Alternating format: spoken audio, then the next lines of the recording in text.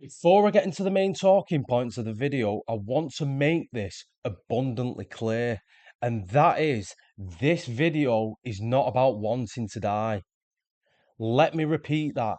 This video is not about wanting to die.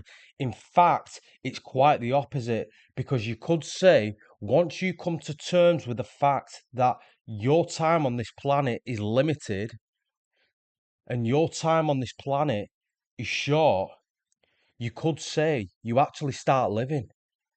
And at some point in your life, you've probably heard the acronym YOLO. And what YOLO stands for is you only live once. And the concept behind it is basically to encourage somebody to live life to the fullest and take calculated risks. And in this video, this is what I'm going to be talking about.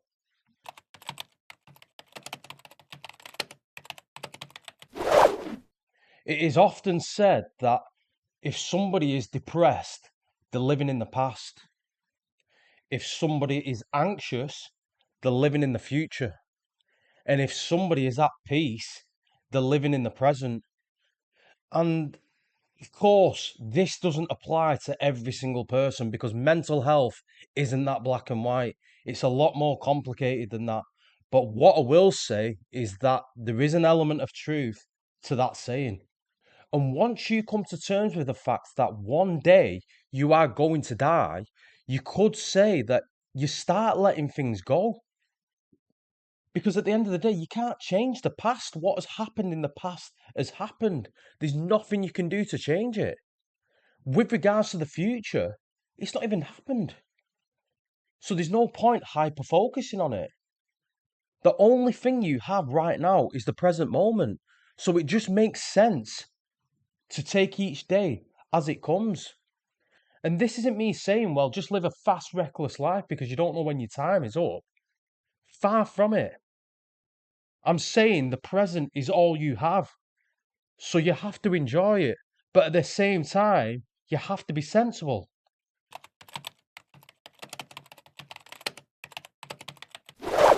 This really continues on from the first point because a lot of people don't do things because they're low key scared.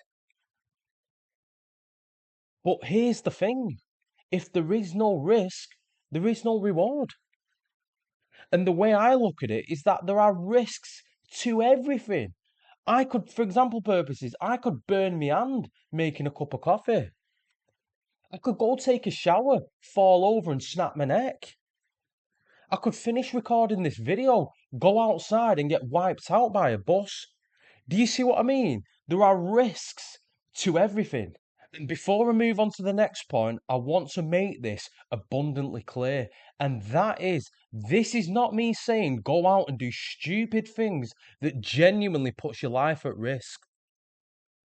Common sense still applies.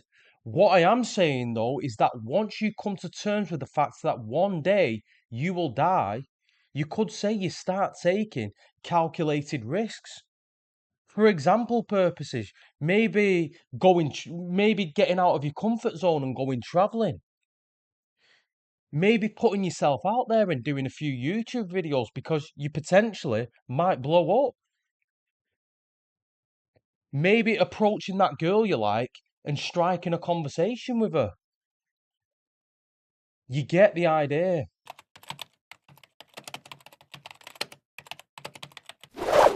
I'd honestly go as far to say that time is more valuable than money, and it will always be that way. And I'm going to tell you why. Because time, unlike money, is a finite resource. Money's unlimited. If you lose it, you can always get it back again. And I read somewhere that in America, the average millionaire goes bankrupt 3 times. That's telling. The thing is with time though, you never get it back. Every second, every minute, every day, every hour, every week, every month, every year, every decade. Once they're gone for good. No amount of money will buy that time back. And it goes back to the YOLO acronym again. You only live once. Time is precious.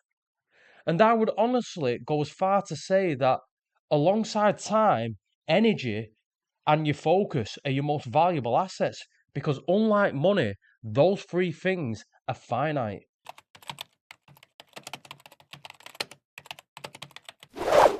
A lot of people, and you know what? I'm going to include myself here because I've been guilty of this myself, and that is tying my self esteem and self worth to things outside of myself. So, some very good examples here are how many women you've slept with, how much money you have in your bank account, the car you're driving, the house you live in, six-pack abs, how many social media followers you have. A lot of us are using all these things to determine how successful we are. But here's the thing. You take none of these things with you to the grave. Your car, your house, your social media, blah, blah, blah, all stay here, whether you're here on this planet or not. The world just continues spinning. And this isn't me saying, well, just become a tree-hugging hippie and end all external pursuits because it's all bullshit. I'm not saying that at all. I'm saying don't become a slave to these things. Don't tie your self-esteem and your self-worth to these things because you don't take these things with you when you die. So build things, create art, chase excellence, enjoy nice experiences, but do it because it lights you up, not because you're secretly hoping that it'll make you feel enough.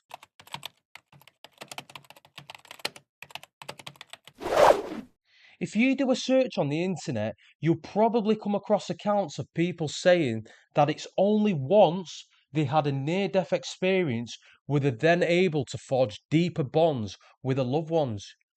You could say they become more easygoing, more accepting, and more loving. Petty arguments and ego games lose the power because in the grand scheme of things, it doesn't matter. It isn't death that's the opposite of life. It's the denial of death that is the opposite of life. You're only on this planet for a short period of time, so make the most of it.